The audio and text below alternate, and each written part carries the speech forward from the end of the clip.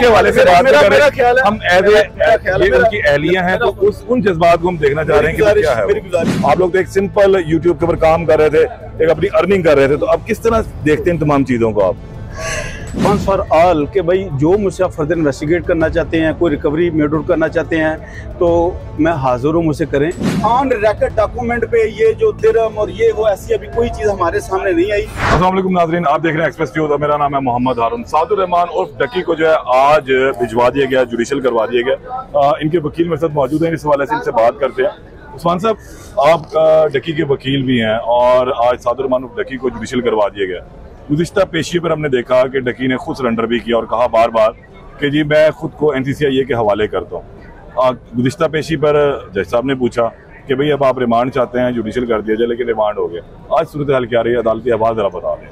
अच्छा, इसमें आपने पिछली जो डेट्स का उसका भी हवाला दिया, वो मैं थोड़ा सा कर देता हूँ। ऑलरेडी मैं आपके सामीन को गुजारिश कर चुका हूँ कि 28 को जब 7 को यहाँ पे पेश किया गया, तो 7 ने वॉलंटरीली, जो कि रिपीटेडली रिमांड की एप्लीकेशंस आ रही थी और एक्सेप्ट हो रही थी, तो उसने एक वंस फॉर ऑल कि भाई जो मुझसे फर्दर इन्वेस्टिगेट करना चाहते हैं, कोई रिकवरी मेड आउट करना चाहते हैं, तो मैं हाजिर हूँ, मुझसे करें।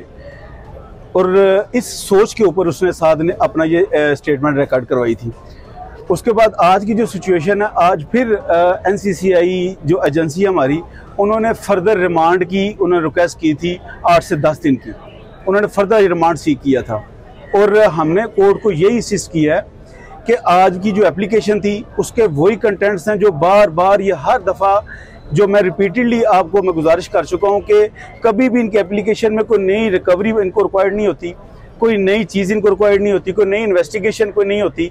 तो उसी तरह की एक एप्लीकेशन थी कि जी फ़लाँ बैंक, फ़लाँ अकाउंट, फ़लाँ चीज़ें हमने रिकवर करनी है, और उसमें हमने कोर्ट को कोशिश किया। और जो प्रीवियस एप्लीकेशंस थी NCCA की, वो कोर्ट की जो तवज्जो है वो प्रीवियस एप्लीकेशंस की तरफ हमने मबजूल करवाई और मेंशन करवाई कि लास्ट डेट पे भी यही सेम एप्लीकेशंस थी। इसलिए ये ऑलरेडी ये जो उनकी जो रिक्वेस्ट हैं एजेंसी की, वो कोर्ट ऑलरेडी इंटरटेन कर चुका है। इसलिए कोर्ट ने इस चीज़ को सामने रखते हुए कि कोई फर्दर न्यू रिकवरी रिक्वायर्ड नहीं है, कोई फर्दर प्रोग्रेस नहीं है, तो इसलिए उन्होंने इस चीज़ को टर्न डाउन करते हुए आज 7 को जुडिशल कर दिया जी। अच्छा, बेल कब अप्लाई कर रहे हैं? 7 बेल हमने जी अप्लाई कर दिया आज 7। जैसे कि इतना मुश्किल वक्त है ये फैमिली के लिए, ये एक बड़ा वक्त है, आप लोगों ने एक बड़ा वक्त गुजारा है और 7 इस वक्त अब जेल जा चुके हैं। आप लोगों ने कभी ऐसे सोचा था कि खुदा न खास्ता कोई वाकया रूनुमा होगा? आप लोग तो एक सिंपल यूट्यूब के ऊपर काम कर रहे थे, एक अपनी अर्निंग कर रहे थे, तो अब किस तरह देखते हैं तमाम चीजों को आप? इंशाल्लाह चीजें अब कोर्ट ऑफ लॉ में है, कोर्ट ऑफ सब जुडिस है। और मैं जैसे मैंने लास्ट टाइम अर्ज की थी कि जो रूप साहिबा हैं, इनका matter is yet to be, वो सब जुडिस है, येट टू बी डिसाइडेड है।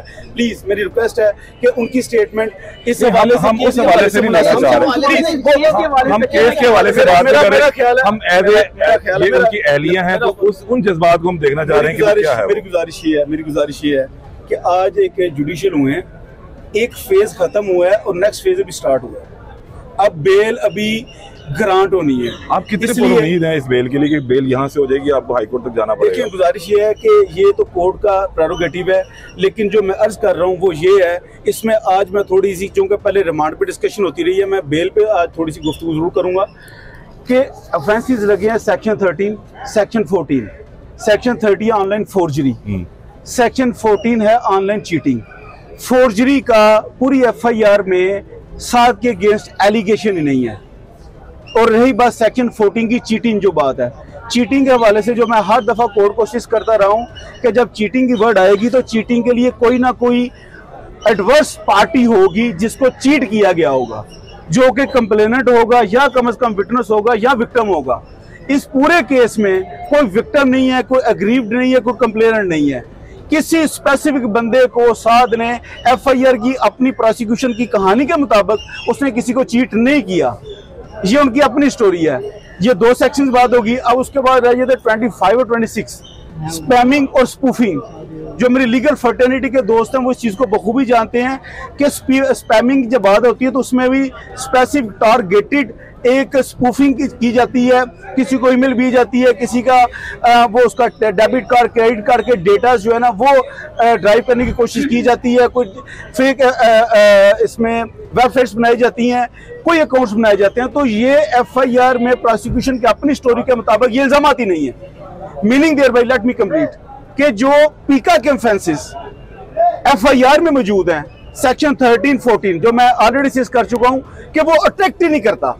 सेक्शन 25 और 26 स्पैमिंग और स्पूफिंग वो एलिगेशन ही नहीं है।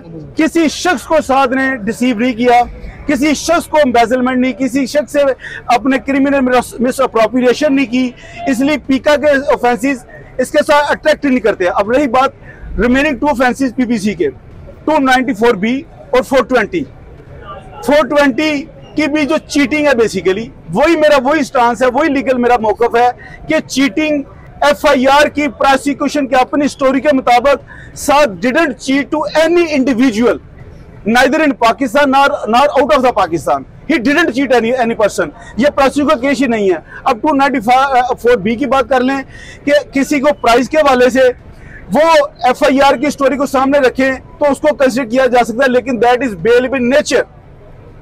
उसकी जो पनिशमेंट है वो लेस देन 3 इयर्स है, वो इसलिए वो बेलेबल इन नेचर है। इसलिए ये जो लीगल ग्राउंड्स हैं बेल में यही चीजें देखी जाएंगी। अब रही बात जो रिकवरीज उन्होंने मेड आउट की हैं, अब रिकवरीज की जो बात है, रिकवरी तो सेल फोन मोबाइल फोन है। Ultimately the allegation is only just one and only कि प्रमोशन की है। अब प्रमोशन की जो एलिगेशन है वो जो पीका के जो ऑफेंसेस है जो मैंने अभी आपकी वसातत से मैंने गोशुजार किए हैं कि 13, 14, 25, 26 वो प्रमोशन पे अट्रैक्ट नहीं करते, क्योंकि साथ ने ना खुद को ऐसी वेबसाइट बनाई, ना कुछ ने ऐप बनाई, ना अभी पूरी इन्वेस्टिगेशन में। आखिरी बात वही technical just only one thing, फिर मैं आपका जरूर क्वेश्चन लूंगा जी। एफआईआर में कैटेगोरिकल एक इल्जाम लगाया गया कि बाईनामो एक जो ऐप है उसके ये कंट्री हेड है। Not a single documentary evidence came on the surface. कोई साध ने किसी भी ऐप के साथ ये कोई मैनेजर नहीं है, इसका कोई शेयरिंग नहीं है, पार्टनरशिप नहीं है, इसको कोई किसी भी ऐप से किसी किस्म का कोई शेयर नहीं आता, कोई डॉक्यूमेंट्री एविडेंस सामने आई। ये कोई भी किसी भी तरह किसी भी ऐप से बेनिफिशियरी भी नहीं है। इसलिए हमारे जो नुक्ता नजर में जो लीगल मैंने आपके सामने सिचुएशन रखी है ये फिट केस फॉर बेल है, लेकिन इसके बावजूद कोर्ट्स आर देयर, हमने कोर्ट को असिस्ट करना है और इंशाल्लाह अल्टीमेटली ये अदालतें ही हैं जब किसी पर जुल्म किया जाता है, किसी को किसी गलत एफआईआर में नामजद करके किया जाता है तो हम कोर्ट्स का डोर नॉक करते हैं। कि टेक्निकली अगर हम देखते हैं तो डकी ने सिर्फ अपनी सर्विसेज फराहम की हैं। अगर एक चीज देख लिया जाए जो इल्जाम लगाया गया है कि इन्होंने ऐप्स की प्रमोशन की है, तो पाकिस्तान में सर्विसेज फराहम करने के वाले से कोई कानून मौजूद है अच्छा उसके ऊपर कोई एलिगेशन लग जाए और बंदे को गिरफ्तार कर लिया जाए? मैं अर्ज करता हूँ बिल्कुल।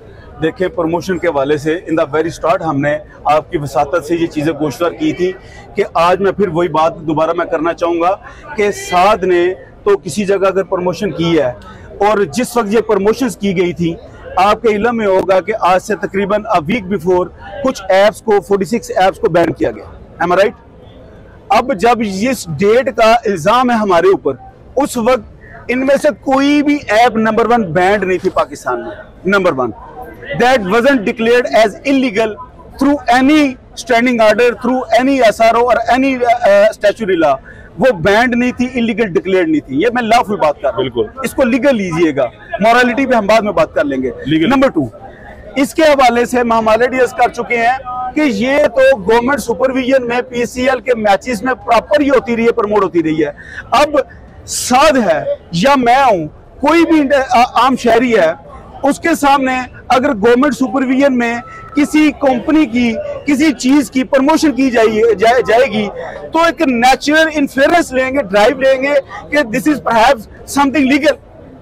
अब उसमें मोस्ट इंपॉर्टेंट थिंग जो मैं आपकी वसातत से आखिरी अर्ज करना चाहूंगा कि क्रिमिनल लॉ में कोई भी ऑफेंस जब तक मेंजरिया प्रूव ना हो, इंटेंशन प्रूव ना हो, तो जो उसका अमल होता है, एक्ट सीरियस होता है, उसकी वैल्यू नहीं है। इसमें साद की इंटेंशन, साद का मेंजरिया नहीं है कि वो इस तरह की कोई इलीगल एक्टिविटी में इन्वॉल्व हो। ये एक ऑन रिकॉर्ड ये बात आपके मैं लाना चाहता हूँ, क्योंकि जबकि ये बात कर रहे हैं। और आखिरी बात जो मैं बड़ी जरूरी करना चाहता हूँ, मीडिया में ये वसातत से बात की जा रही है, पॉडकास्ट में, मुख्तलिफ जो चैनल्स पे, कि जी इन ऐप्स की वसातत से साद ने बहुत बड़ी कोई शायद इलीगल गेम्स कर ली थी, उसकी रिकवरी कर ली गई है। मैं आपकी वसातत से मैं अर्ज करना चाहूँगा और ये सवाल भी पूछना चाहूँगा कि ये जो ऐप्स हैं, ये तो आज से चंद माह पहले की बात है, 7, 8, 9, 10 माह की बात है, ये जब पाकिस्तान में इनकी प्रमोशन शुरू हुई है। साद तो एज ए यूट्यूबर पिछले तकरीबन 10 साल से काम कर रहा है और मेहनत से कर रहा है। उसकी जो उसने अपनी फॉलोइंग क्रिएट की है, अपने जो क्रिएट की और मेहनत से अपनी इनकम जनरेट की है। ये जो एक इल्यूजन क्रिएट की जा रही है कि शायद कि ये जो साद के बैंक अकाउंट्स में उसकी कोई कैपिटल पड़ा है, तो ये खुदा ना खासा सारा वो वहां से आया है, ये बिल्कुल एक इल्यूजन और गलत बात है। ये तो चंद ऐप्स की उसने प्रमोशन किया और एज ए यूट्यूबर तो वो साल से काम कर रहा है। बहुत शुक्रिया। अच्छा सर, ये बता दीजिएगा मुझे कि ये जो आप कह रहे हैं सारी अमाउंट है, ये आपको स्पूर्दारी पे वापस मिलेगी या उन्होंने जब्त कर ली है? कितनी अमाउंट कितनी है? अमाउंट बता दें कितनी है। देखिए, एक तो डिक्लेयर्ड है $3,26,400, ठीक है जी।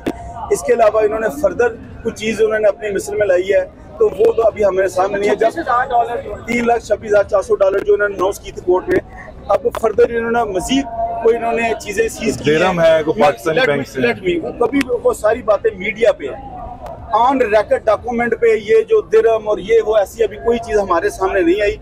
ये बेल स्टेज आएगी, बेल पे जब हम अपने आर्गूमेंट्स करेंगे, प्रोसिक्यूशन अपने आर्गूमेंट्स करेंगे, तो सारी चीजें सामने आ जाएंगी। एक बात जो मैं क्लैरिटी करना चाह रहा हूँ आपकी वसातत से, वो ये है कि ये जो इल्यूजन है कि साथ की जितना शायद कैपिटल है वो खुदा ना खासा वो इलीगल गेम्स के साथ है, ये एब्सोल्युटली एक गलत प्रिजम्पशन है। और इस गलत प्रिजम्पशन को स्पेकुलेशन को प्रमोट किया जा रहा है, तो जो कि मुनासिब बात नहीं है। बहुत शुक्रिया।